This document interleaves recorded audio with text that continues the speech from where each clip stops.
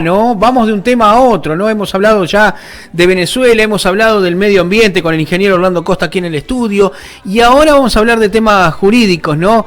Quien siempre nos acompaña muy amablemente en todo lo que tiene que ver con temas de abogados y de nuevas leyes y de nuevas normativas es la doctora María Victoria Bafasanti, que la tengo en línea en esta mañana, la voy a saludar vía Zoom. Hola Victoria, un gusto saludarte, buen día, feliz año para vos, ¿eh?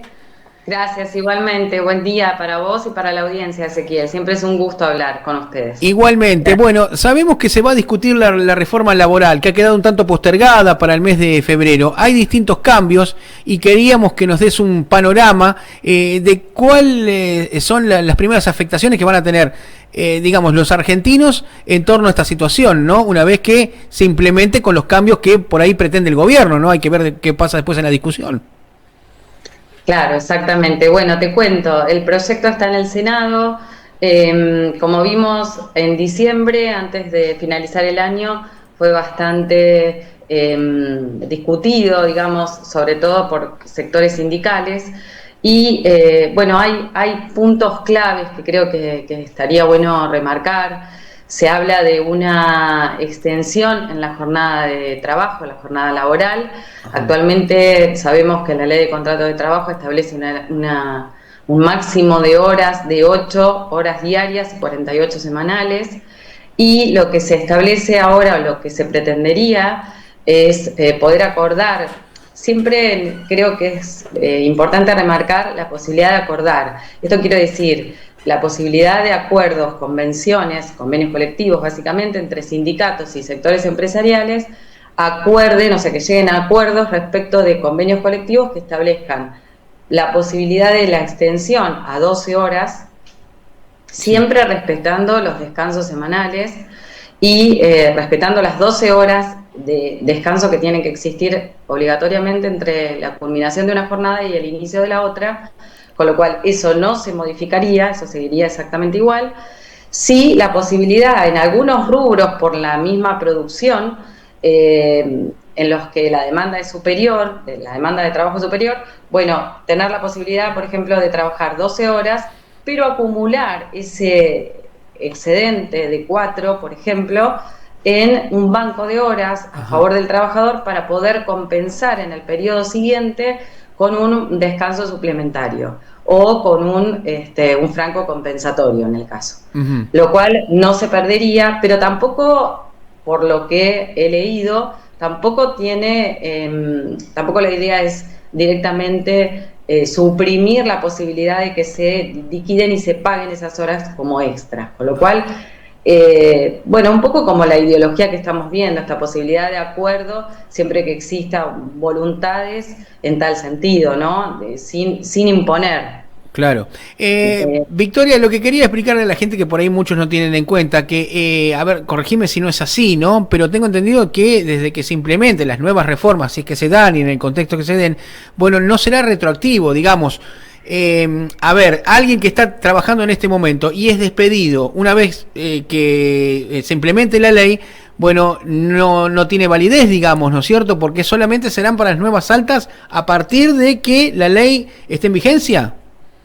Claro, la aplicación siempre, digamos, por norma nuestra, es desde el momento de la sanción y publicación de la norma en adelante, nunca para atrás. Nunca ninguna ley es retroactiva, claro. Claro, sí nos quedamos a mitad de camino con un poco de incertidumbre respecto del trabajador para, por ejemplo, en los casos en que, bueno, ¿qué pasa si yo estuve en el medio de las dos legislaciones, ¿no? Si fui abarcado en un periodo por la legislación anterior y si de repente me despiden con esta legislación, que sucede mucho. Bueno, ahí yo creo que va a tener que haber jurisprudencia, como siempre digo, el criterio judicial por el mismo sistema republicano que nos rige, va a incorporar su impronta y va a incorporar su ideología respecto a, bueno, a ver, ¿cómo tenemos en cuenta esta situación? Porque de repente no es lo mismo un trabajador que ha estado prestando servicios durante 6 meses, 1 año, 2 años, que aquel que ha prestado servicios durante 20 años en un lugar y nunca ha sido registrado, con lo cual me parece que ahí va a primar el criterio de los jueces, el criterio jurisprudencial, y también se está planteando, vemos que hay mucha jurisprudencia actual que en aquellos casos donde se ha dado lugar o se ha planteado por parte de nuestra, digamos, de los colegas, la posibilidad de que se aplique, bueno, que ha sido un daño, que se le ha generado un daño a ese trabajador por la cantidad de años sin registración, se ha hecho un cálculo aproximado y se ha tenido en cuenta, por ejemplo, casi el mismo importe que las multas que actualmente estarían siendo derogadas por la nueva legislación laboral. O sea, siempre se busca la vuelta, para decirlo simplemente, para no afectar, creo, para que las dos partes, o la parte más débil de la contratación, en este caso siempre se tiene que ha sido el trabajador, no salga muy desmejorada o no salga muy perjudicada por esta nueva legislación, sobre todo desde el punto de vista judicial. Yo creo que los jueces en ese sentido tienen mucho criterio.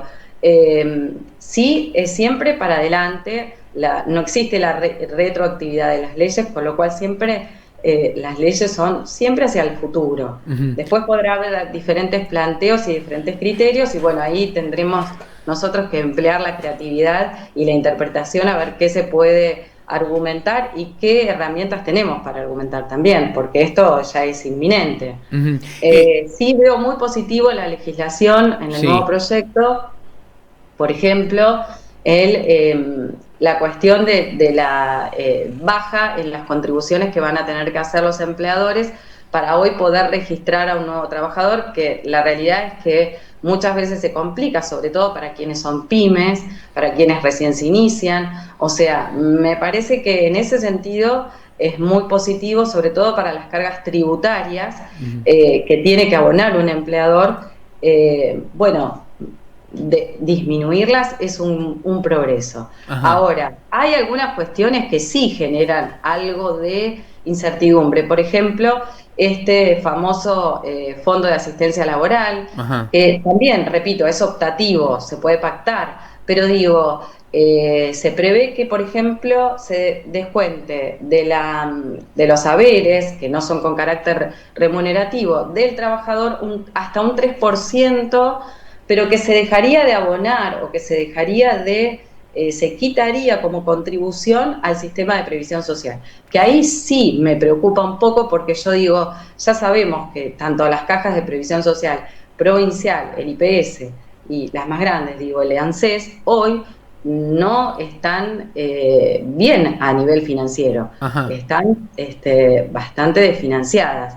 Está bien, han tenido que transcurrir sistemas que tienen que ver con ideologías políticas de los momentos, ¿no? De repente se podía jubilar todo el mundo, hoy no, hoy uno necesita una cierta cantidad de aportes, y las moratorias son muy limitadas. No tenemos la misma posibilidad respecto a quién hizo aportes toda la vida, respecto a que no, lo cual el que no los tiene va a decir, bueno, pero yo no los pude hacer, y el que los tiene va a decir, pero yo me tuve que esforzar el doble para hacerlo. O sea, siempre va a haber alguien que va a quedar disminuido en ese sentido.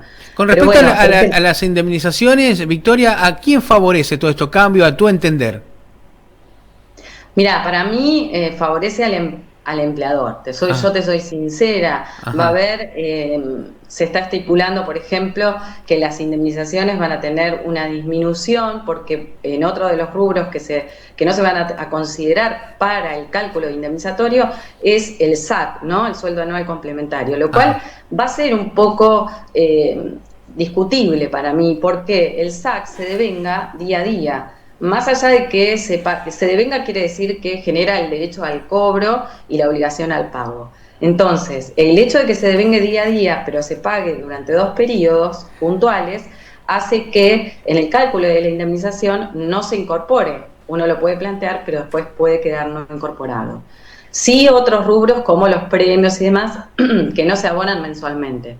Ahí tampoco se van a tener se van a tener en cuenta dentro del cálculo indemnizatorio. Después habrá planteos, creo yo, de inconstitucionalidad, habrá discusiones, habrá debate, por supuesto, y eso es lo rico que nos va a dar la jurisprudencia local, provincial y nacional. O sea, después tendremos las dos posturas, pero yo creo que esto sí redunda en un beneficio para el empleador, sobre todo para para poder blanquear o registrar, y estoy hablando siempre de los más pequeños, para poder, iniciarse un poco más aliviados, creo yo, ¿no?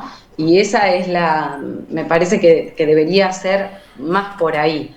Ahora, para las grandes empresas, y bueno, sí, quizás el empleado que ha prestado servicios durante mucho tiempo, por supuesto que si es una empresa que cumple, una gran empresa, ha estado en blanco, la persona está registrada y no va a tener inconvenientes. Ahora, si no lo ha estado, como puede llegar a ocurrir, bueno, ahí es donde se genera una situación de ¿qué hago en el momento? ¿Por dónde lo planteo? Soluciones va a haber, porque siempre el criterio jurisprudencial lo va a admitir y va a ser posible, desde mi punto de vista, plantear la mejor defensa. Pero bueno, la reforma es inminente. Necesitamos esta ley, nuestra ley de contrato de trabajo es del 74, Ezequiel. Claro, con claro. Modificaciones. La sociedad toda ha cambiado, claro. Claro, la realidad es que la sociedad ha cambiado y necesitamos nuevas reformas. Yo creo que después de esta reforma va a haber muchas otras y necesitamos que las haya. Total. Entre ellas, en nuestro sistema previsional. Claramente necesitamos que se establezcan beneficios o no, pero necesitamos que las cosas sean claras. Claro. Otra cosa que me resultó muy novedosa y hasta beneficiosa es respecto de la cuestión sindical. Hoy por hoy se necesita el consentimiento y la voluntad por escrito del trabajador para estar afiliado a un sindicato. Ajá. Y yo te lo cuento en primera persona porque fui protagonista en mis primeros trabajos en relación de dependencia. Yo trabajé en una imprenta donde nunca me preguntaron si me quería afiliar al sindicato. Me aparecían los descuentos en mi recibo de sueldo y la verdad es que nunca hacía consultas al sindicato. Esa es la otra realidad. Con lo cual, bueno, esto a mí me parece muy novedoso y beneficioso. Claro. Para el trabajador incluso, porque muchos dicen, pero yo no me quiero afiliar, porque en el caso de que tenga alguna situación, va a haber otro que me defienda. Digamos, claro, estamos también nosotros los abogados. Por eso los gremios están a flor de piel con este sistema, ¿no? Y a veces confunden a la gente con ciertas explicaciones de la ley. Sí, totalmente, totalmente. Yo creo que sí, porque incluso, bueno, la cuestión de, por ejemplo, que la educación sea esencial, que sea un derecho esencial, que se establezca como que tiene que prestarse en un 75%, sí o sí, más allá de las medidas de fuerza que se puedan tomar. Claro. Para nosotros, muchos de los bragadenses que llevamos a nuestros hijos a instituciones públicas, hoy por hoy, nosotros muchas veces nos vemos afectados por esas situaciones. Que no digo que no sea legítimo o no, no estoy hablando de la legitimidad de de los docentes y obviamente su derecho a reclamar un salario justo. Claro. Ese es otro tema. Pero digo, bueno, la esencialidad de esos servicios que se pueden prestar de otra manera, por ejemplo, utilizando los medios electrónicos. Claro. ¿Por qué no?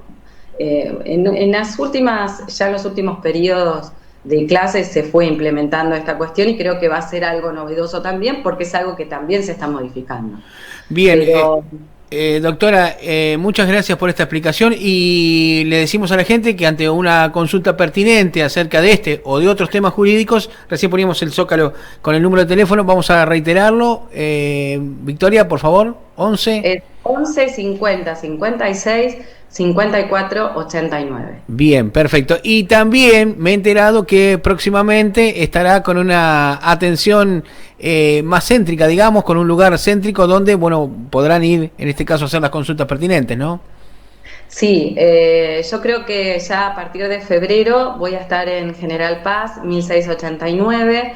Actualmente está funcionando la inmobiliaria, de paso te digo el dato, la inmobiliaria de mi marido, de Pablo Zuleta, y bueno, voy a estar yo también ahí trabajando en equipo con ellos, yo lo mío por supuesto, ellos en su rubro, cada uno en su rubro, pero bueno, vamos a estar ahí los dos. General Paz 1689. Bueno, seguramente en los próximos días vamos a tener alguna otra charla de temas que le interesan a la gente. Doctora, muchas gracias. Muchas gracias a vos, Ezequiel. Muy bien, estamos hablando con la doctora Victoria Mafasanti en esta mañana. Esto es Radio Fiesta 11.